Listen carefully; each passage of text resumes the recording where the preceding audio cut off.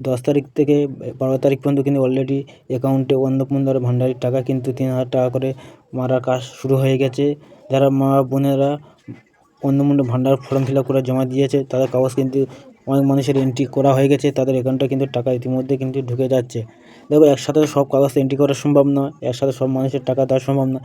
তো তাদের ধাপ আছে, সেই ধাপে ধাপে এন্ট্রি করবে। ধাপে ধাপে কিন্তু তোমাদের 3,000 টাকা করে প্রত্যেকটা অ্যাকাউন্টে কিন্তু তোমাদের মেটা দেবে।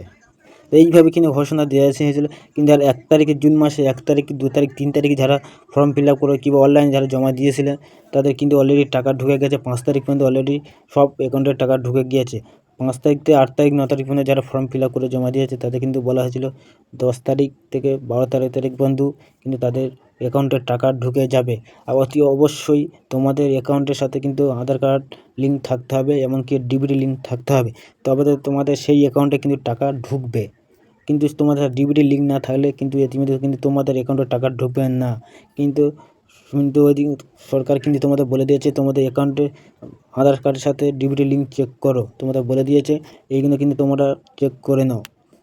প্রত্যেকটা অ্যাকাউন্টে কিন্তু এইভাবে কিন্তু তারা কিন্তু অ্যাকাউন্টের টাকা মারে না, তারা কিন্তু আধার কার্ডের মাধ্যমে টাকা মারবে। যেই ব্যাংকের সাথে ডিবিটি লিঙ্ক থাকবে সেই ব্যাংকের সাথে কিন্তু টাকা ঢুকবে।